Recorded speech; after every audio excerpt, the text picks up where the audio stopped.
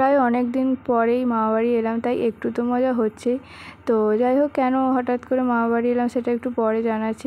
এখন দেখো আমার মাসিমণি কী করছে, সে পড়াতে বসেছে কিন্তু মানে পড়ানো ছেড়ে দিয়ে আমার গোটা পায়ে এইসব করে বেড়াচ্ছে পেন দিয়ে। যাই হোক, দিদিমণি যদি এরকম হয় তাহলে তার স্টুডেন্ট তো এরকম হবেই। তার দেখো সব থেকে মজা পাচ্ছে আমার ভাই, সে পাটা মিলে দিয়ে একদম আলাদাই মজায় আছে। যাই হোক, আমি মজা করছিলাম, মাসিমণি খুব ভালোই পড়ায়। যাই হোক, তো সেটাকে কেউ সিরিয়াস নিয়ে নিও না। তো মাসিমণিকে ওদের পড়াচ্ছিলো আর এইসব করছিলো, তার মাঝখানে আমি ঘুমিয়েও নিয়েছিলাম একটু।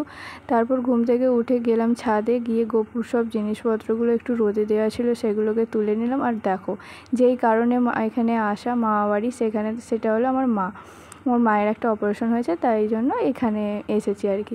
তো তারপর ছাদ থেকে নেমে বাথরুমে গেলাম, পায়ের সব ড্রয়িংগুলো তুললাম, তুলে নিয়ে একটু ফ্রেশ হয়ে বেরিয়েছিলাম ঘুরতে মাসিমণিকে নিয়ে।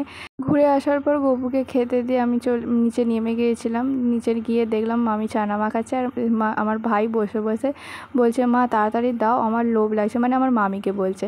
যাই হোক, ওইটা সব কথা শুনে ওকে বিরক্ত করছিলাম, একটু ওকে ইয়ার্কি টিয়ার্কি করছিলাম। তারপরে মামি চানা মাখিয়ে দিয়েছিল, আর চানা খেতে বসবো কি, তারপরেই শুনলাম বাইরে এদের মানে এই সাঙ্গপাঙ্গ, এরা হচ্ছে আমার মাসিমণির এখন নতুন স্টুডেন্ট বলতে পারো, বন্ধুও বলতে পারো। সেই সূত্রে আমারও খুব ভালোই লাগছিলো, বেশ ছোটো ছোটো, আর ওরাও এরকম মারপিট করছিলো, তাই চানা খেতে খেতে বাইরে বেরিয়ে দেখলাম এই করছে।